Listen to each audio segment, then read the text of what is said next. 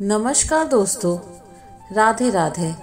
अगर आपने कभी जीवन में खुद को अकेला, कमजोर या अनदेखा महसूस किया है तो ये कहानी आपके दिल को छू जाएगी।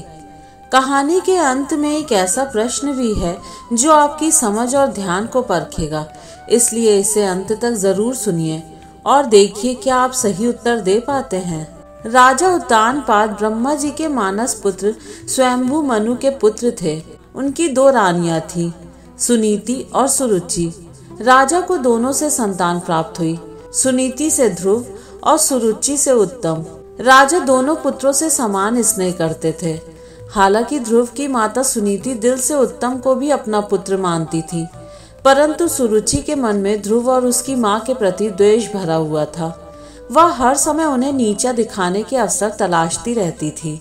एक दिन की बात है, राजा उत्तानपाद अपने छोटे पुत्र उत्तम को गोद में लेकर दुलार रहे थे। यह देखकर ध्रुव भी वहां पहुंचा और पिता की गोद में बैठने का प्रयास करने लगा। तभी सुरुचि ने उसे वहां से खींच लिया और कठोर शब्दों में उसे अपमानित कर दिया। दुखी ध्रुव रोता हुआ अपनी माँ सुनीति के पास पहुंचा और सारी बात कह सुनाई। सुनीति ने धैर्य पूर्वक उसे समझाया, बेटा, किसी के अपमान से दुखी होना स्वाभाविक है, लेकिन दूसरों के लिए बुरा सोचना पाप है। जो दूसरों को दुख देता है, अंततः उसे ही उसका फल भुगतना पड़ता है। अगर तुम सच में अपने पिता की गोद में बैठना चाहते हो तो परम पिता भगवान विष्णु की भक्ति करो। उनके आशीर्वाद से ही तुम्हारे पितामह स्वयंभू मनु को अलौकिक सुख और मोक्ष की प्राप्ति हुई थी। केवल वही है जो तुम्हारे दुखों का निवारण कर सकते हैं। माँ की प्रेरणा से ध्रुव के भीतर विष्णु भगवान के प्रति अगाध श्रद्धा और भक्ति जाग उठी। वह घर छोड़कर वन की ओर चल पड़ा। वहाँ उसकी भेंट देवर्षि नारद से हुई। नारद मुनि ने उसे विष्णु भक्ति की विधि सिखाई और तपस्या का मार्ग बताया। ध्रुव ने यमुना नदी में स्नान कर व्रत किया और निराहार रहकर एकाग्र मन से तप करने लगा। 5 महीने की कठिन तपस्या के बाद उसने केवल एक पैर के अंगूठे पर खड़े होकर ध्यान करना प्रारंभ कर दिया। उसकी भक्ति की शक्ति इतनी तीव्र थी कि तीनों लोग हिल उठे। जब पृथ्वी उसके अंगूठे के भार से दबने लगी, तब अंततः भगवान विष्णु प्रकट हुए। उन्होंने ध्रुव से उसकी इच्छा पूछी।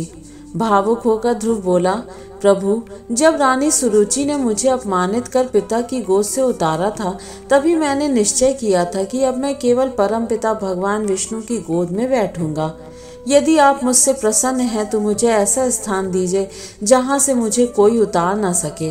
भगवान विष्णु मुस्कुराए और बोले, वत्स, केवल मेरे स्नेह के लिए इतनी कठोर तपस्या करने वाले तुम पहले भक्त हो, इसलिए मैं तुम्हें ऐसा अद्वितीय स्थान देता हूँ जो आज तक किसी को प्राप्त नहीं हुआ है। यह संपूर्ण आकाश मेरी गोद है और ब्रह्मांड मेरा अंश। आज से तुम ध्रुव तारे के रूप में मेरी गोद में स्थापित होकर अनंत काल तक आकाश में प्रकाशमान रहोगे। उन्होंने आगे कहा, तुम्हारा स्थान सप्त ऋषियों से भी ऊपर होगा और वे सदा तुम्हारी परिक्रमा करेंगे। जब तक यह सृष्टि है, कोई भी तुम्हें उस स्थान से हटा नहीं सकेगा। अब घर लौट जाओ। शीघ्र ही तुम्हारे पिता तुम्हें राज्य सौंपकर वन की ओर प्रस्थान करेंगे। 36,000 वर्षों तक पृथ्वी पर धर्म पूर्वक राज्य कर अंत में तुम मेरे लोक में आ जाओगे। इतना कहकर भगवान विष्णु अंतर ध्यान हो गए। इस प्रकार एक बालक की निष्कलंक भक्ति ने उसे अमृत प्रदान किया और वह ध्रुव तारे के रूप में सदा के लिए आकाश में चमकता रहा। तो प्यारे भक्तों, अब बारी है आपकी। बताइए इस प्रश्न का उत्तर। ध्रुव ने किसके कहने पर भगवान विष्णु की आराधना करने का निश्चय किया था?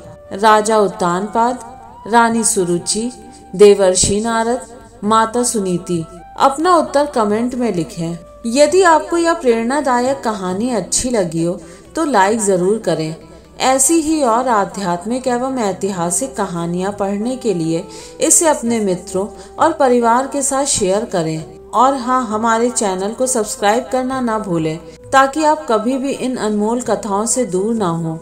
आपका एक छोटा सा समर्थन हमें और भी सुंदर कहानियाँ लाने की प्रेरणा देता है। धन्यवाद।